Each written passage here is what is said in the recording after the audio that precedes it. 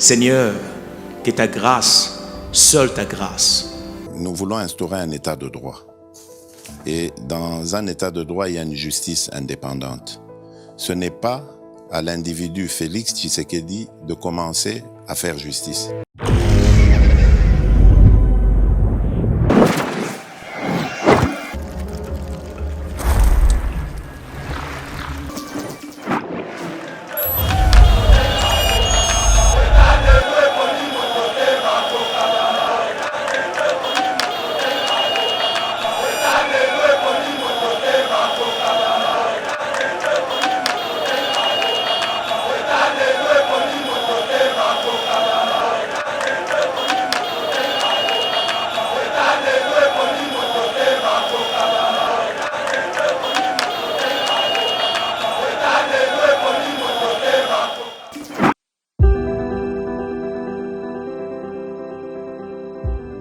Olingi ou visiter Royaume-Uni, topé ofanda kana Royaume-Uni mais ozana posa ya ko voyager libanda. Ezala pona voyage obongisa kala, topé voyage ya mbalakata. The Globe Pharmacy a ko faciliter voyage na yo na mitungisi nyonso ya COVID-19.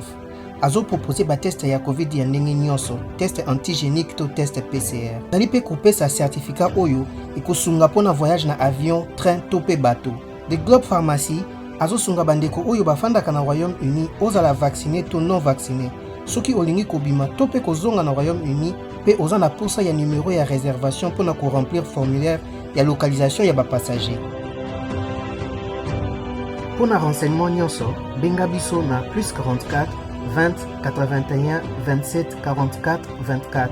To pe na WhatsApp +44 74 05 81 41 70.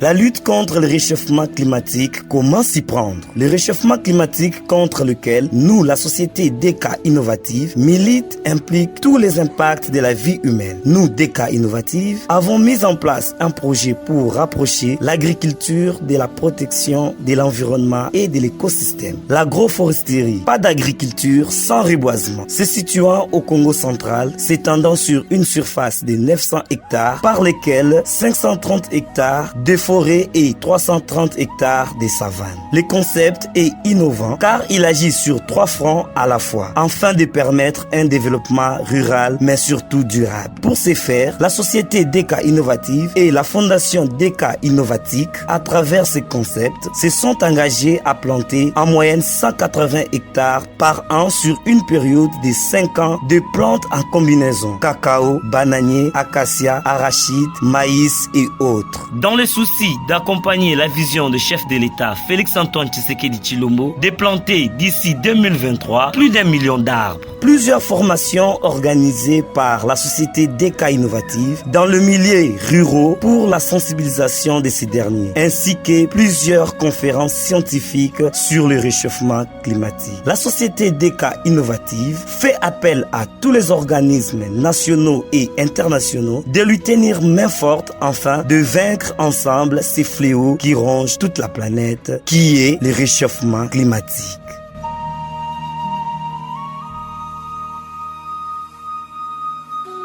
Bonjour mesdames et messieurs, bienvenue dans notre émission V Patriotique, émission Oyo Topé Sarabino, information Yamboka Nabiso, Congo, République démocratique. Alors, tous allons nous servir bino comme d'habitude, toi likopé Sabino Mbote selon Herbolanabiso, bonjour et bonsoir. Alors, nous sommes là pour vous servir autour de quelques actualités. Il y a politique, il y a Mboka Nabiso, la procès Rossi Mukendi. Alors, la cour militaire de Kinshasa Matete condamne le commissaire Karine Lokeso pour une peine de perpétuité. Donc, à Kolexami Kolonyonso au Etikali Naboloko.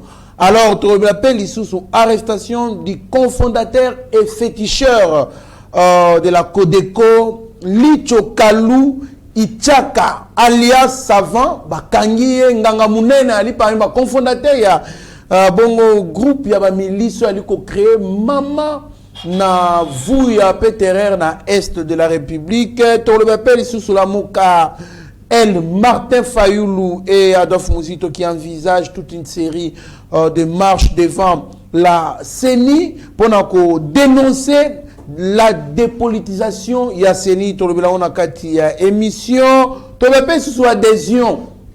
Il y a Maman Biliabel na UDPS, alors tu me mais point oyo. Tomeka moko tamozindo na Benjamin Monasuko azali moko ya ba membre ya UDPS tomeka pe kolobela sur adhésion na UDPS to ali ko sentir yango te parti ezali na ba kokose belé tozaki na Lubumbashi tozaki na Likasi na mwana mboka Benjamin Monasuka tozalaki na Matadi na Benjamin Monasuka na Steve Konde tomoni ezaka ba deux fédérations partout beni nous sommes informés to kolobela on a quatre émissions. Pourquoi le secrétaire général de l'UDPS ne voyage pas pour la redynamisation du parti? Pourquoi le président Aïe, il doit comprendre quand même il a fonction à l'Assemblée, la bureau Assemblée nationale, entre parenthèses, mais on va parler pourquoi on ne mobilise pas, on ne redynamise pas dans l'UDPS. On ne voit pas les drapeaux de l'UDPS. Comment est-ce qu'il y a fief, il y a Mokozamboka na Mbujimaï, ba drapeau, il y a AFDC. Autour la partie, il y a Koué Mingi, il y a Kivu et Aliko Dominé. Nous allons aussi parler du lancement du train. C'est mercredi 12 janvier 2022 par la SNCC. Un train baptisé au nom de New Express Colombe. Donc, train à Colombe. La Colombe, Barzo lancé un gros coup de chapeau au président Félix Antoine Tshisekedi Tshilombo pour Zongi, c'est après Diamant. Colombe Zongeli, c'est une bonne nouvelle pour la tronçon. Il y a Katanga, Kasai, Lomami et autres. Ça va faire son inauguration. Ekobanda de Katanga via Lomami par Mwenedit et puis Ekosuka na Kananga. Namona Benjamin Monasuka, l'homme des pièces contre pièces de l'actualité. Ndetokota na Mozindo. Il y a Magnon sur notre total Sabino. Mona Mboka Benjamin Monasuka Mbote. Mbote ndeko trésor kandolo mbote na balandi nyonso to ayeba TV boza plus de 125 000 abonnés o bozo pesa biso confiance mikolo nyonso to o bozo benga biso bozo tia ba commentaire bozo partager ba émission et l'autre osenga na bino bo continuer ko s'abonner sous massivement et puis peut bo partager ba image na biso. Merci beaucoup tomoni bongo na réalisation kuna pe coaching na ba caméraman, pourquoi pas na montage Steve Konde HD, les petits génies béton, Tomoni Alice Konde par Shaggy Ochudimeshak, les Zoé, les Bativi, Tomoni Mike Chiswaka, pourquoi pas Rabi Mokoko, Pe Batamina Loboko ya Eric Moubiala, Tobo Sanité, la présence de mon confrère Mitterrand Naya Nakati ya studio aponako préparer toujours le lengeni yako servi bino Abigail Kilungu nyo surtout na coordination il y a DG Shadrack Lolo mwana mboka Benjamin Monasuka procès aussi Mukendi en tout cas la cour militaire de Kinshasa Matete au finish va condamner Major Karine peine de perpétuité mon amboka collection mikolo nyonso etikali nae na boloko réaction na yo mon amboka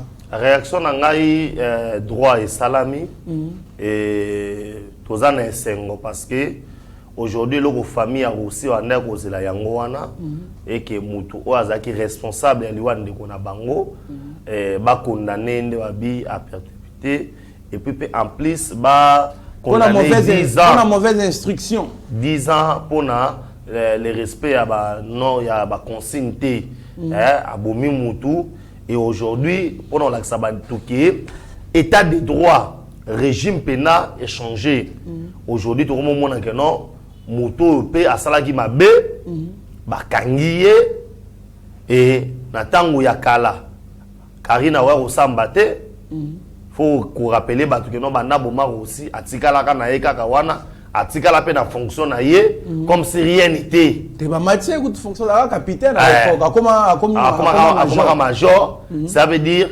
régime ya kala pour mona impunité ndenge zaki loko mobo ya valeur muto asali mabe ba matise lisusu voilà régime otako le kato monaki muto soka yibi 1 million koto ba matise su côté musaki ndo yiba 10 millions soka yibi 10 millions ka yibi 100 millions Et aujourd'hui, on est très content.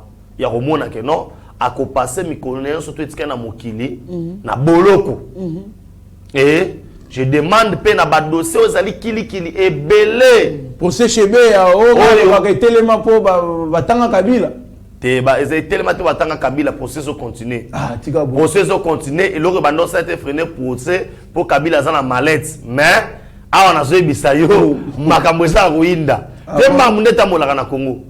Mambo za ruinda parce que il y a une haute forte pression. Parce que makambo ebele ozokutana na makambo ya Shebeya zaki mutu oyo azali défenseur ya droit de l'homme. Et ba ONG surtout ya monde oyo défendre makambo ya droit de l'homme et ça déjà il faut les dossiers na miso. Oki mangote yango ba privilégié qui nanu batu oyo batanga ki metan batangi grand golo oyo benga mallette. Dossier katani mwana mboka procès les tolanda kango lisusu te ezali dernièrement aba otaki ko confronter ba témoin nani police ayaki wana mulangi ya soki Paul Mulambwe na mususu aba otaki confronter bango na oyebisa yo boye aujourd'hui makambo belé au justice na monsieur Foazo comme ba décision soit nous osons ba décision les politiques vont dire que non chasse à l'homme.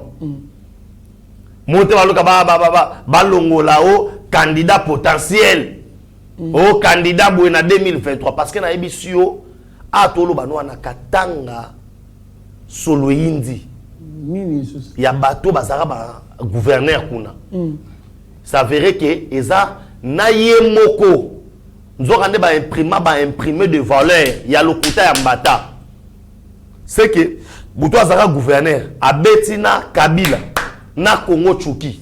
Ah, non, on comprend, c'est ça là clair. Mon amour, bana masapo. Mais les patriotique ni au juste. Ba gouverneur va la biloko o na bisayo. Nzoka nde Congo.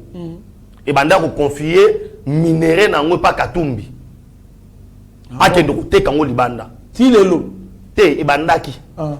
Ko pesa Katumbi minéraux ba ko teka ngo e mana circuit ya nini MCK ya Katumbi. Fallait ce qu'on a mbongo wana c'est maman na loba oyo na Kabila yemo asutuki ke Katumba ndo bete ba chuki là nzo kande baza ba question en Afrique du Sud ba imprimer ba document ya lokuta ke mbongo eza na banque centrale o mbongo tikala ko ba pirata tina ba biloko ya banque centrale donc ba mbongo ya ebele ya ebele falsifier ce que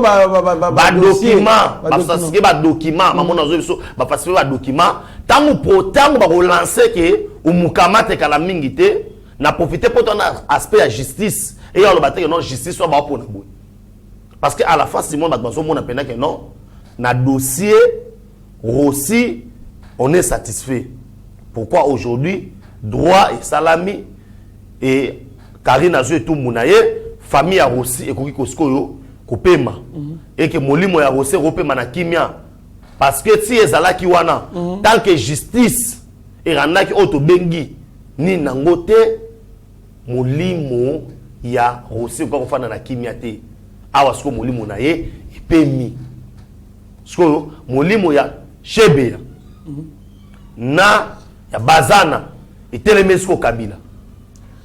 Moi, Benjamin, Benjamin, en tout cas, ils allaient bien, tous en a pour ça, tous en a justice, oyo, ils allaient inféodité, justice, ils allaient indépendante, tous en a justice, ils allaient manipuler, na vali na mbongo, pour tout, misa momo bolobi, Kabila ali na mallette. Baimbo kaso boyebi, terme wana Benjamin ba mallette, wana te mallette la kisi mbongo, ki Kabila ali na mbongo. Donc, Ali Nambongo a la capacité de influencer justice. Il y a un autre qui senga na ba ONG ya ba défendre les droits de l'homme. Quand Kandenge vous allez ko cha pression, vous allez ko pression le Kambuya aussi Mukendi, vous cha sous pression dans le Kambuya Shebeya makasi de sorte que Baye na kobengisa Joseph Kabila pour batanga qui est déjà il faut pas confronter na Paul Mulambwe batangi Joseph Kabila za isukuna na koza lokwa renseigner témoin akoya kuna lokola accusé Parce qu'on l'a bel et bien cité, tu appelles ça qui ordre, Babomaï. Mais il y a c'est un problème. Oui. Maintenant, c'est au niveau de l'Assemblée nationale. On a mis l'Assemblée nationale. On a mis ce qu'on veut. Parce que il faut que ça va. On lobby qui est joué émission et jouer un rôle pédagogique. Il faut expliquer parce qu'il y a des gens qui vont nous écrire dans ligne. Et bon, on fait des années pour bakangaye. Et bon, on est dans des années pour bakangaye. Il faut expliquer que non. Awa, ils ont marabouya facha kangaye. Tout la police qui nous kangaye. Ils ont les kambouya. Biloko ils ont protégé. À part mallette. Ils ont la loi de la République. Ni né au-dessus de la loi. On n'en disconvient pas, mon amour, Le problème est ça, battre pression na justice. Tant justice est dans la possession de Joseph Kabila. Processus s'est déclenché. Parce que justice a posé un batindele Kabila. Non, Kabila l'a protégé par le statut portant protection des anciens chefs de l'État. Alors, qui peuvent décanter cette situation? Ah, Bakota là, c'est l'Assemblée nationale. Alors, on va siéger, on va étudier ce qui va abroger la loi, ils allaient couper ça y est, ils allaient couper ça immunité, on va abroger ça, mon amboka. C'est possible. Kabila roki ko samba na mboka oyo. Donc c'est un peu ça, toi liko senga batu bocha en tout cas bocha pression tout le monde a clair sur le dossier à Chebea. Tout le monde a peu clair sur le dossier à Arma Tungulu. Tout le monde a peu clair sur le dossier à Fosse Commune. Tout le monde a peu clair sur le dossier à affaire Kamwina Sapu. C'est ça. Merci beaucoup, mon amboka. Benjamin, ce qu'on a été sur le camp non, c'est clair. Aux hommes, les gens ont fait au namboka na biso. Oyo bat ba ozelela. Voilà. Ba yeba quand même vérité. Au moins les lo o soto bi vérité que Karine de Mutaboma aussi. Aujourd'hui, condamnation, surtout, on est content. Nepeto yeba peke ah chebe yango kufande ni. Poto yeba ke non se suicida ka ba maître bon mais le tout comment comprendre que non. Toké par exemple na mitendi to kutske bakundaka batwawa basaka basala kaboui. Et aujourd'hui, je dois rappeler la justice congolaise que non, on doit faire quelque chose pour aider ba congolais bele bazana passe na motema ko lansa mambolika na mboko. Merci beaucoup, mon amboka Benjamin Nasuka, toi Liokoba, na émission na biso, l'arrestation du cofondateur et féticheur de la Codeco de Libongo, parmi nga que bien en miliste, parmi ba groupe ya ba terroriste, au ba Libongo ko sala opération na bango na est kuna na Kivu alors na Ituri alors mona mboka Benjamin na suka bayeba kina okanga bon ko fondateur na bango ali pe féticheur munene comme na e Licho Kalou Ichaka alias Savant bakanga qui est ce qui toli ko loba même langage na mona mboka Steve Konde HD le petit génie béton to tota la vidéo bon to kutana sima. Habillé en noir, pieds nus, le féticheur et cofondateur de la milice Codeco est désormais entre les mains des forces armées. Licho Kalou Isaka, alias Savant, a été arrêté avec 6 autres miliciens Codeco. C'est ma joie aujourd'hui d'être entre les mains du gouvernement, car en brousse, il n'y a plus la vie. Étant cofondateur de Codeco, je veux que cette guerre finisse et je dois m'associer au gouvernement pour sensibiliser d'autres miliciens à quitter la brousse. Cette arrestation fait suite à une opération musclée menée par les soldats loyalistes à Ouada, l'un des grands bastions de cette milice localisée dans le secteur de Walen de Piti en territoire d'Indjougou. Kalou, alias Savant, très affaibli, appelle ses frères, encore à brousse, à cesser les violences et se rendre à l'armée. Porte-parole Bassa, vice-porte-parole Ngadja. Porte-parole Bassa, vice-porte-parole Ngadja, tous les commandants et pasteurs Codeco, je suis Kalou, je suis entre les mains du gouvernement. Vous écoutez ma voix, remettez vos armes au gouvernement, nous devons faire la paix. au gouverneur militaire, lieutenant-général Loboyaka Chamadjoni, de saluer le travail abattu par les forces de l'ordre et de défense et les encourage à traquer sans relâche tout milicier hostile au processus de paix à Ituri. Donc nous allons continuer à les poursuivre, ces gens qui créent vraiment le malheur dans nos populations. Il s'y est de rappeler qu'à ce jour, plusieurs leaders de la milice Codeco Ndjougou, FPIC et terroristes ADF en territoire de Houmou sont soit arrêtés, soit neutralisés par l'armée pendant cette période de l'état de siège, a dit lieutenant Gilles Ngongo, porte-parole des opérations militaires en Ituri. Votre armée a fait un travail de titan. Merci beaucoup. Moi, Mboka Benjamin Nasuka toto na vidéo na bakangi ya yango alikolo to benge bongo na kiyanki. Yaya alikolo ba devant bato alati noir. Réaction dans les années ni mon Mboka par rapport à bato ba aliko croire que FRDC ba aliko sala musala. Non, réaction ngai lelo c'est féliciter d'abord ba toyo tant biso to la ba pongi na banda na biso. Là, nous devons marteler sur ça. Tant on ngana to la pongi Baba Libanda. Monde tout le bac non, superficie na biso 2 345 000 km². Ba on va via Syria. Pour ata 1 mètre to 1 km à Mboka o ekendete. Il faut toujours féliciter nos FARDC. Dans des conditions de travail difficiles au Toyebi. Mais qu'est-ce que nous allons comprendre? Donc comprendre que Eza déjà na batu. Je dis bien Eza déjà na batu oyo. Ba vivra pour na guerre na est. Tala Codeco bazati na nganga. Wana nganga. Oya sala ka bama na ndenya molili. Pour être bakanga bangote. Deuxième personnalité bakangé na tanga fachi. Codeco eza parmi ba groupe rebelle oyo terroriste oyo bongi ba te belé. Muto ana tibo mona yona ndo limwa. Ndo mona atiba no rano ando limwa. Mais bakangi. Apollo bakeno état de siège. Ils ont apporté le côté. Pour votre information, bateau au état de siège. Yo yebi da ke na CCA ou c'est de mabuba ne ko tambola et pas ba généraux. Pourquoi ça fâché? Poani na décembre moni ba pesi tous les généraux. Ba mituka. Ba doté ba on a prime.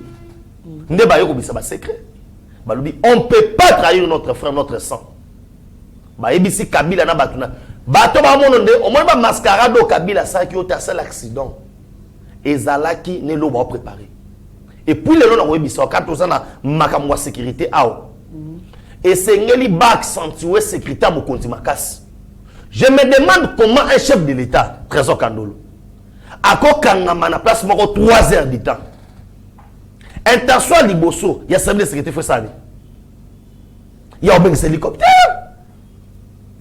Bah faut pas le place wana.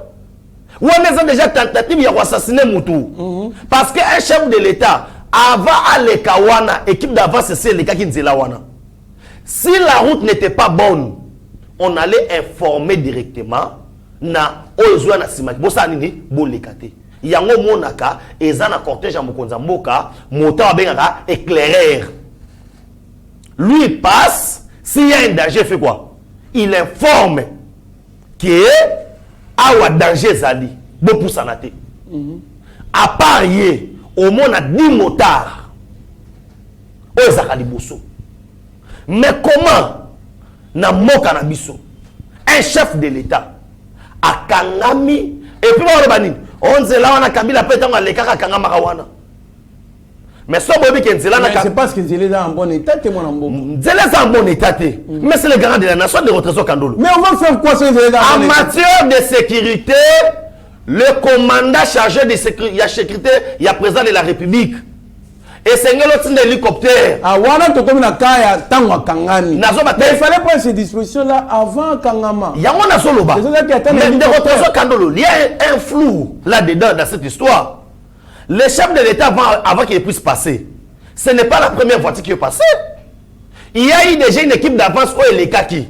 C'est par rapport à cette équipe, on appelle ça signal na sima que non, la route est bonne, le chef de l'État peut faire quoi? Peut passer.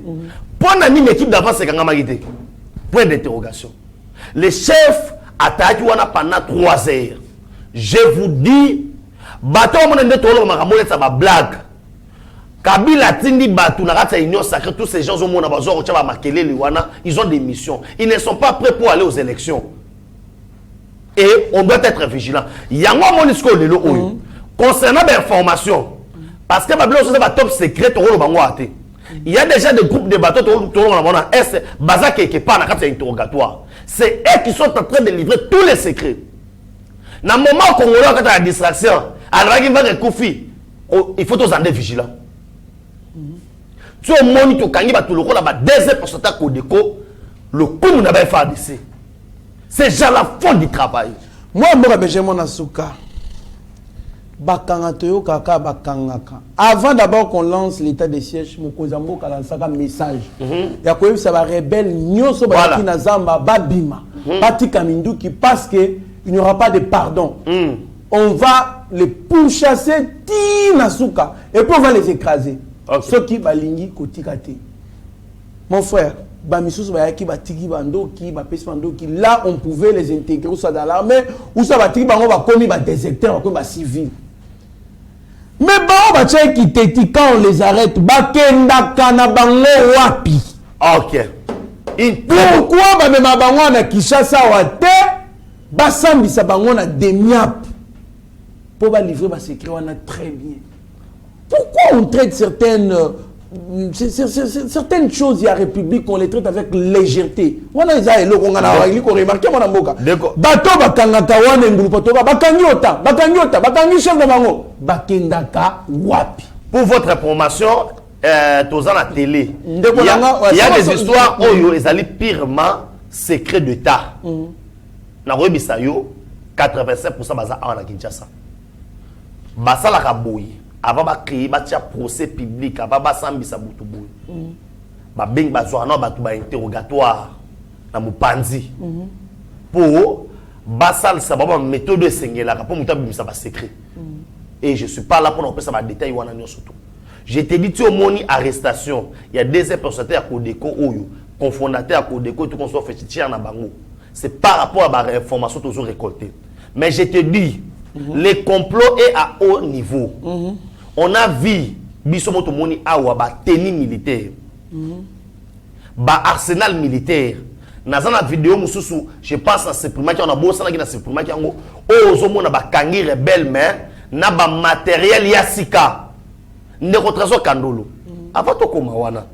Demandez-vous tous ces organismes o ezaka na Goma, Bukavu, na kuna na Ituri, ils ont foutu banda ko ba $5,000 par mois. Ils gagnent quoi?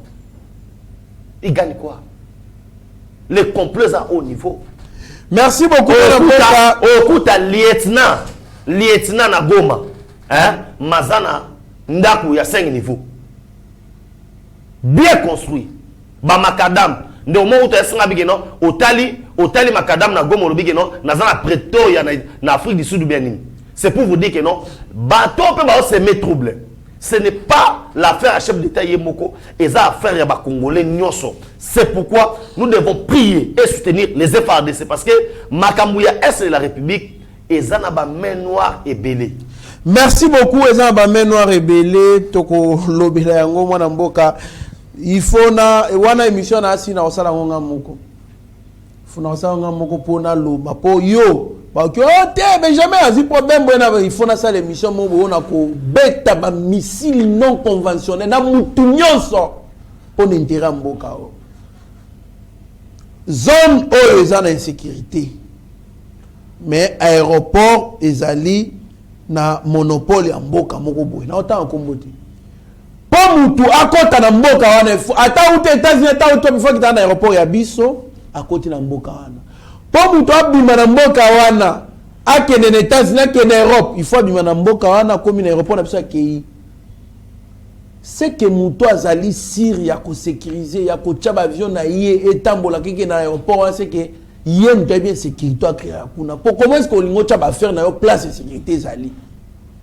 Tokoya na koya ko sala émission mo boy ona wana nga moko po nga moko na za charge na makambo nyonso te koya wana na boy Benjamin batu bwana boy ba mone la 10e ri bala ndembangu te ne ba ndaki lobby towe makambuana moi mboka Benjamin na suka tomoni bongo adhésion ya star munene ya mboka o Maman Biliabel vraiment na Nairobi na Nairobi akoti na UDPS officiellement mwana mboka alobi je suis heureuse d'adhérer à ces partis UDPS. Nous devons soutenir notre chef Félix Tshisekedi. Nous sommes derrière lui. Maman Biliabel, réaction à mon amboka. Non, ils ont parmi les prérogatives d'un parti politique. Ils ont adhésion. Il y a Moutoumoro Bongote, mais il y a Batubele. Adhésion massive. Voilà. Il y a 2000 personnes à côté, 2000 jeunes. Ok. Ça ne se fait pas. Na sepeli makasi, c'est parce que ma mozo qui est bien na cellule wana netomoni à partir de cellule wana otobengi Maman Biliabel a eko s'adhérer. Les anciens combattants. Voilà. Ceux qui cellule wana banda ko travailler mais alingaki aya ko s'adhérer. Aujourd'hui, on doit que la vérité mususu. Oh, des fois les gens vont comprendre à mal mais ils vont nous donner raison. Un parti politique ezalaka gérer na lisanga ya batu. Et na kata lisanga ya batu eloko o etambwisaka batu eza mibeko. Soki yoko miko luka okamba eloko wana lokola eloko na yo moko ya poche. Wana nde ezali mabe. Aujourd'hui, tozo regretter moi ba désordre o ezali mingi au sein ya fonctionnement ya parti o ezali parti présidentiel. O pona oboya ko citer ba kombo ba tout temps sur ko sala bango passer. Mais nous constatons pendant que ba adhésion en masse ezate. Mais eza parti oyo azaka na batu ebele wana to oboya ngote IDPS eza parti na biso to wana batu ebela ko sakana te. Mais il y a des photos suka wana. Il faut to bakisaka to bakisaka. Mais bato baza censeur sa musala wana. Bato baza censeur ko tchaba ordre pour parti état mola kitoko des fois bazo bossa na musala na bango yango nde mutezo pesa moi passé. Merci beaucoup mon mboka, je me suis renseigné partout, toza kina na Lubumbashi, toza kina na Matadi, toza kina na Likasi. Moi mboka Benjamin na Suka, on a vu 2 fédérations partout nous sommes passés. 2 fédérations. Batokoto, bayaka kotote. Batokoto, bayaka kotote. Tout ça c'est dit désordre. Je me suis renseigné na Beni, na Butembo, na Nord Kivu, et puis plutôt na Goma, Tokeina, partout, Ituri, partout. Mbujimaï. Il y a 2 fédérations. 2 fédérations, c'est dit désordre. Moi, je me demande, qu'est-ce que le secrétaire général de l'IDPS, Augustin Kabouya, Mwana Bouté, attend pour sillonner partout au Congo? 5 ans, il y a 5 ans. 5 ans. Secrétaire général, CG, mes respects. Au combat na STT, il faut que Kocha ordre. Alors, moi, je me suis renseigné, des autres réunions de ça qui est enfoncé parti. C'est les moyens qui manquent, c'est la bonne volonté. Vous avez encore n'habité. Moi, je pense que oui, il faut que ce CR Moko politique qui a divisé pour mieux régner. Hein, que et logo ezalaki moko na tango na yo komi mibale. Et logo ezalaki mibale na tango na yo komi misato. Il faut qu'on évite ba biloko wana. Pourquoi na lo ba bongo? Parce que aujourd'hui ça affaiblit. Ils ont affaiblir force parce que bato balinga trésor kandolo batika ka linga trésor kandolo so yongo trésor kandolo moi mi balé misato ba Holanda yi vous comprenez ils ont affaiblir mais tout ça déjà à l'approche il y a ba élection et que babiloko oyo wana ekosunga batute un bon père ya famille akosangisa bana nyonso to alobate ke ngana ebi maman na biso azaki en vie ceux qui na leli pona lia fofo ya bisika na ngamoko jour na la nzala ayebisa yo atobi okuna na ke bakatela nga musuni ya muke e ba pesa kende ko leka na baninga ezaki pona la biso unité et tokola ki bo tokola ke non tango ba chef fufu bino to bosani ni bolie soko lingi oya ko lia na tango na yo moko ba ko peso biloko ko lia te. De la même manière aussi, s'il y a des problèmes au sein de parlementaires debout, s'il y a des problèmes au sein de progrès, s'il y a des problèmes au sein de sagesse africaine zobani sangi sabana nyoso to fandi autour d'une table bon problème ezani o ezani to o azo représenter force mais yo mo tata tango te on a posé bino nyoso mibale on ne peut pas travailler sans une force voilà alors boza contraire vous travaillez tozala ki on a likasi ba o baza force vrai ou faux to mona ki on a likasi ba o baza force ba o baza pe force to mona ki on a lubumbashi ba o baza force baza pe force mais ceux qui les deux forces basangani bakomi eloko moko au moins que parti tombwami et ceux qui les lo ba division ezali balobaka na français, il n'y a jamais eu de mauvais troupes. Parce que dans le baboué, il y a de ces gens-là qui vont dire que non, il a critiqué X, il a critiqué Y. Pas de mauvaises troupes. Ici, je suis comme un analyste politique, quelqu'un qui connaît bien la maison. Moi, je pense qu'il n'y a jamais eu de mauvais troupes. Ceux qui osent Mokondi et qui n'attendent pas de division sur la division, c'est deux autres qui ont tika et bon pour nous soit fan wana. Merci beaucoup. Tika et bon wana te. Sangi Sabatu, on a vu Makamouya Soni na tourné à Mokonza Mboka na Kasai. Voilà. Oyo ba drapeau IDPS ezala kité. Ba drapeau ezala partout. IDPS ezali fief. Tokobo ya te fief électoral na ya Kasai za fief électoral à Mokonza Mboka. D'où alors parmi batu faba qui peut mobiliser batu entre autres secrétaire général mais tout le monde okende kunate point d'interrogation. Tout le monde va dire mon débet na kananga. Aujourd'hui nous ne cherchons pas il y a quoi affaiblir X ou bien Y mais nous cherchons par contre pour renforcer force parce que Babitumbeza Koya. Avec ça, nous souffrons aujourd'hui pourquoi? Nous les DPS. Nous souffrons pourquoi? Parce que on n'a pas eu cette majorité. Et cette majorité, Bazouakango na PPT. On doit travailler. On doit travailler sur le terrain. On doit faire les adhésions massives. On doit arranger les soins dans la fédération, dans la cellule, dans la section.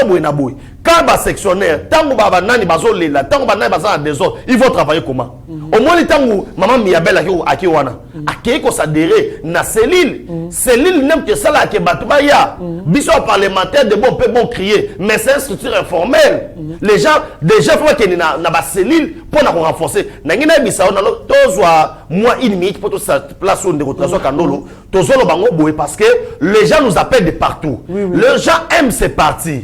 Ces partis, ils ont un bateau qui a fait là. Ngai Benjamin na Roleka. XY na IDPS à Roleka. Mais l'IDPS, c'est un patrimoine national. Il faut être là, bien. Le parti présidentiel doit apprendre aussi à Mboka pour sa majorité.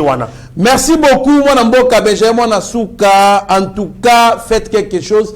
Dans ma place où il y a des désordre, je pense que secrétaire général, bon nommé Batou, natif, mais Baoutakin, on bosa en contact, en connexion avec nous. Botane na butembo, botindi munande kinois. Mais quand même on a kuna botindi akekuna. Il va réunir les deux tombent kadik, va retomber. Quand l'autorité principale envoie, batindi mutu, batindi na butembo, batindi na beni, batindi na goma, batindi na katanga, batindi na nika partout il y a des gens batindi mutu ba otikine. Mais bana yakuna banatif. Je pense qu'on peut résoudre ces problèmes. Et puis, comment se dit qu'il y a un président fédéral, il y a UDPS, Boutembo, à son secrétaire général. C'est inconcevable.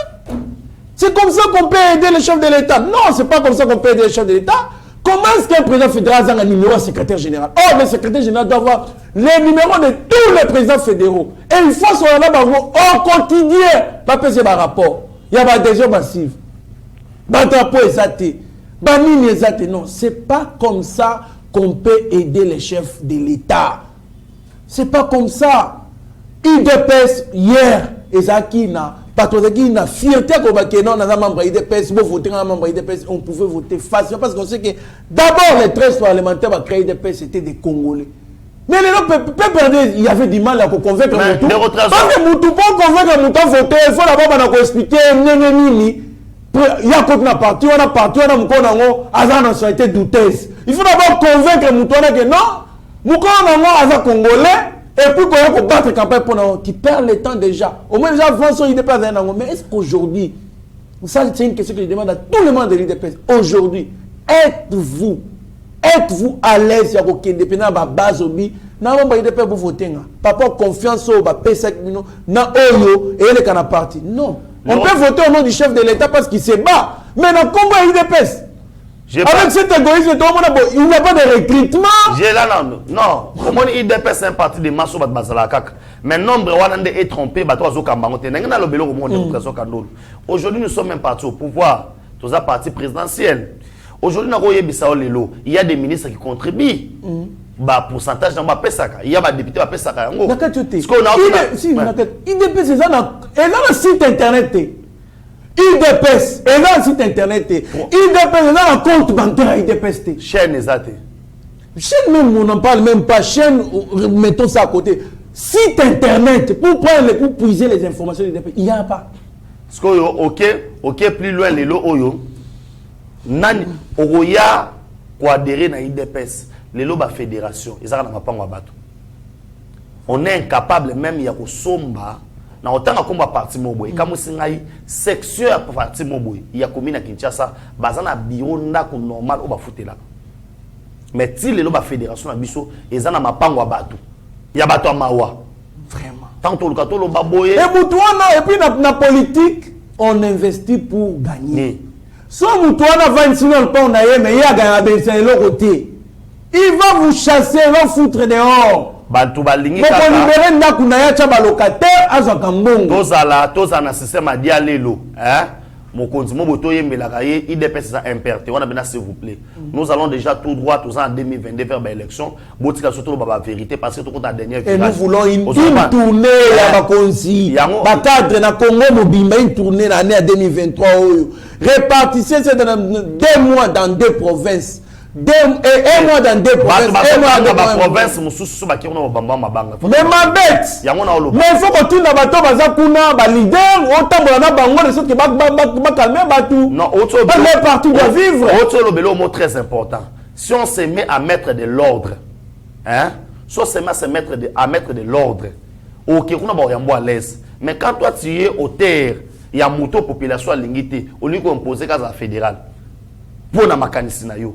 Parce que ça tobi par na IDPS la pyramide renversée va la base tant que base c'est na mokonza mboka kwa chef de l'état lelo arrêter signature na ye aboyaki te andimaki de la même manière appelle le soyo za secrétaire général za président ayi et continue mutu moko boy base boy rosani l'honnêteté intellectuelle zobani osani o retire ka mukana on s'incliner au tiki majorité yoko lukate o kamba parti politique na bras de fer. Pongana lobi yango ne osamaka bongo non biloko bongo eza kitoko te on a vu ça même na ba suspension moto tobima aw en réalité tant total la boy mais moto ngani koto asaki ni mabete pourquoi ni weli ko sala eloko boy ce sont des histoires oyo et ça la sonne et ça la pe mawa soto lobela on a ba média c'est pour parce que to lobi tant suna kuku ba dozo boya koyoka ba comprendre que pas so bobenga kabiso makambo to lobona trésor kandolo ce sont les gens na ba province qui nous appellent biso tozo ko interpréter kaka to lobelaka makambo tozo rapporter pardon c'est que les gens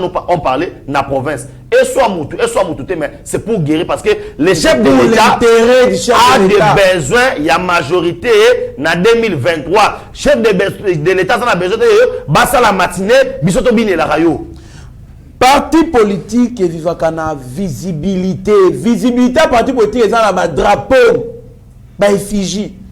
Mais est-ce que vraiment, total à parcours à Mokozambo, à partout il est passé? Comment est-ce que le drapeau il y a DCI? Il y a un parti à Lambert même CCI. CCI, c'est inconcevable. Donc CCI est comme parti mon IDPS. Est-ce que c'est l'argent qui manque pour acheter les drapeaux? Sans drapeau, il y a sans drapeau. C'est déjà une visibilité. Mais est-ce qu'il y a des personnes qui sont 100 drapeaux, 500 drapeaux, 1000 drapeaux? Non, ce que j'ai encore, on a tout regretté, mais si tu as dit qu'on s'attaquait à l'individualité, tu as attaqué à Kamba parti. Donc tu as attaqué exemple secrétariat, il y a IDPS. Voilà. Présidence, il y a IDPS. C'est ce qu'on attaque. Et puis pas dans les mains, c'est pour sauver, aider les partis. Parti, il faut être visible. Allez-y na Beni, allez-y na Goma, na Butembo, na Ituri. Les partis IDPS passent inaperçus. Allez-y là-bas, inaperçus. Mais il y a des gens de bonne volonté, on a poussé au parti, mais ils ne savent pas par où commencer. Parce que aucun côté président fédéral en gros, Aza numéro il y a secrétaire général. Un numéro président Haïti. Un numéro national à mon côté. Dites-moi un peu comment est-ce que ce parti peut évoluer. Et c'est pendant que l'AFDC s'organise. Très sérieusement. Bah parti il y a bien tout s'organiser. Bota la nani AVC, il y a Didier Boudim. Bien que c'est allé à IDPS, mais c'est bien organisé. Bota la FDC, Bota la INC a commis qu'on s'organise. Il y a des réunions de cellules partout. Alors, nous voulons voir aussi ça dans l'IDPS. Si le plan national, on ne comprend pas pourquoi le secrétaire général ne se déplace pas. Moi, on tend déjà vers la fin de notre émission. Tolo Belalamouka qui envisage de multiples multiples marches, sit-in na liboso ya Seni pour na ko senga bongo dépolitisation ya Seni Monamboka. Te wana le roi bandoto baba. Wana le roi bandoto baba et aujourd'hui bazan des prêts pour na élection té. Tout le bango vérité. Les gens ne sont pas prêts pour na kina élection. Ba oluka so moi désordre on bout. Opposition à la candidat tout le ba vérité. L'opposition à la candidat représenté devant. Tikabo et bon matin fa. Ah, on a candidat. Oh. Mon on a no kina élection aux rapi. Ah. Sponsor yewana. Et bon fondation Kofiana. Ah, ba après c'est souté. Ba après c'est souté. Oh. Ah, ba après c'est souté. Il y a comme ça ba qui a ça ba résultat solo na olakisa bino fondation Kofiana bozo yango. Ba bengi c'est na course constitutionnelle la résultat bimate. Na ebiso ne trésor gandolo candidat zate. Yango il faut pas ça makelele. Et aujourd'hui, oyebi ke muta ko sensibiliser ma kasi pour arriver chef d'état na bandu. Adolphe Muzito. Ah, auto tumba président. Na ebiso wana balubaka biloko on ebiso déjà yeba ke tango facha zo koma kaka bandu nouvelle là. Ye muta ko mobiliser ma kasi. Oh. Ayebit. Ayebi ke non des aboyé mwana mayo na distraire kaka. Pour Fayoulou a son impact sur le terrain. La preuve na ko balelo ke non marche na na roya. Donc bah si c'est substance nyonso. Ils ont quoi orange ba meli ba finima et tout ba tika. Abande ko bata manasima ya Kabila butu. Kabila le bitin na robe manga mo ça été. Abimisa na poisat. Tango bisi na poisat babi mais na ko biso aboui. Bloc patriotique dem te kami. Batu ya ba fondation nan média international. Eza maboko katumbi. Wana nazo interpeller batu ba ko sur ba distraction ba parlementaire butu wana ofingana et na sensé. Ba fondation toujours à Bill Clinton bani butu nyonso nous avons de vraies informations basées par Katumbi et basées par Fayoulou. Pour na koluka et l'eau ni photo sala. Il y a une mission et pas il y a un certain Moïno Nzangi a créé des ordres au niveau de l'université pour au moment opportun ba na mobiliser ba partir ya ba comité ba président ba étudiant ba financer ba là pour na bala koloba ke non boina to ke na ba élection te ils ne sont pas prêts pour les élections il y a ngomba komi koloba ke non secrétaire exécutif ani boche muto IDPS mais ndeko traso kandolo Ramazan Shadari. Il était membre de l'IDPS, vrai ou faux? Vrai. Est-ce qu'aujourd'hui, si on nomme Shadari na poste Moroboy, Barotanga, Nanini Babi, non, membre de l'IDPS? C'est depuis longtemps qu'il a laissé l'IDPS. Vital Kamere, Bazaïba. Naïebisu, est-ce que Bazaïba Lelo, soit qu'il repousse, membre de l'IDPS? Il est membre de l'MLC. De la même manière, si quelqu'un a fait son parcours à l'IDPS, à qui on s'en Maramunaï, soit nommé le Nasseni, à un membre de l'IDPS. Bazobanga déjà n'engé Fachi candidat Zate liboso na ye et mukwanto molo mo mai wakaninda Fachi Béton akobe tata ba 98% na l'élection. Merci beaucoup. La dernière question pour qu'on clôture cette émission. Mon amboka lancement du train c'est mercredi 12 janvier 2022 par la SNCC. Ce train est baptisé au nom de New Express Colombe qui fera Lubumbashi Kananga via Mwenedi tout le monde a réaction na yo et ezali na dévolé aspect touristique ils appellent un aspect économique. Ouverture, hein. Na Katanga, ma fout ezaka cher, ma fout à Mila. Na Kananga eza moins cher. Ma Kembe ezaka cher. Na Katanga. Na Kananga eza moins cher. Ma Kabo eza moins cher. Et puis na Katanga baza ma Kemba bien te. Voilà. Et où ta Kishasa peut des fois. Ezo salaboui. Ezo salapeni. Place là il fallait te comme 1000 francs tellement abondance à biloko en ekoti était comme 500. Coup de chapeau dans Mokonza Mboka. Coup de chapeau na bato azo kamba SNCC. Vraiment nzamba pambola bino. Ozo mona lelo train et même marchandise belé. Diamant déjà balancé qui. Voilà, train et même marchandise belé et m'appelle biloko belé. Na pesa exemple na zagi na Chimbulu o na bando somba secret aux autres comme na Kinshasa na valeur ya 1000 francs na ndo somba na Chimbulu na valeur à 5000. Pourquoi? Et utara Lubumbashi. Et tant on a kenne kuna très bêta qui déjà 2 mois et ça nini et il y a sous-souté. C'est ça. Et coup de chapeau dans Mokonza Mboka ba initiative à Bonde tous en avons besoin. Merci beaucoup. L'IGF a fait son rapport après contrôle des travaux. Il y a francophonie à lobby détournement à l'ité Mboka. Non, on doit éclaircir à l'opinion. Batebele abisa qui makelé les que non, on a détourné. On a fait ceci. Oyebi ce qui est formation est bimi. Na bien ce qui est formation est bimi. Na média et il faut qu'on se méfie avant qu'on sache la déclaration belé. Aujourd'hui après contrôle à IGF, on voit que non, mbongo ezanango, mbongo batikala ko yibate et nous demandons pardon na bato nyonso to yo baloba que non, ti yoyi ayibaki mbongo boye na boye. O akimi ake na poto or akendaki na poto mission officielle. Merci beaucoup mon Mboka Benjamin Mwana Souka, merci à mon vieux Sami Mavakala et maman Amazon na Allemagne. Merci beaucoup na Vicky Monama, Alberto Moubiaï, Moninga Malam Michela, Tinanga Lula, merci na monsieur Franklin Semi na Congo Central, maman Céline, papa David, papa José Mbouina, maman Jacqueline, merci na Gauthier Mpinda, Guilhem Pinda, bozali ebele bolanda biso, bozaki vraiment ko tchala commentaire na bémission, papa François na Belgique, maman Magui de Congosi, Molaki Sinzela, Motema Pembe. En tout cas, merci beaucoup. Na sepela au mono na mariage nanga, pourquoi pas au président Chikito Mouchachino, président Chi, maître Denis Mpunga, docteur Eva Zéfi Lomele. Mwana Mboka Benjamin Mwana Souka, il fallait na tanga quand même bakomba bato tala caméra ya Steve Konde HD le petit génie. Merci beaucoup de votre trésor Kandolo. Merci à Balanyo Soyez Batibi.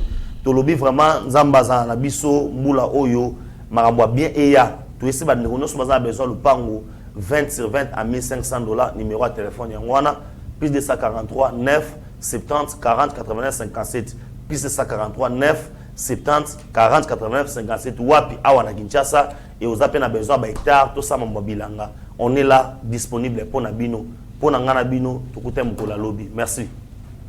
Merci beaucoup, Mwana Mboka Benjamin Mwana Souka. Merci na Ekimo Mbaeba TV. Merci na Batu Nyonso. Au Balandarabiso, plus de 125 000 abonnés. En tout cas, Ali et Sengomakasi, vous allez brancher. Naïba TV, vous allez décider. Mieux vaut être maître de son silence que plutôt esclave de ses propres mots. Merci. Seigneur, que ta grâce, seule ta grâce. Nous voulons instaurer un état de droit. Et dans un état de droit, il y a une justice indépendante. Ce n'est pas à l'individu Félix Tshisekedi de commencer à faire justice.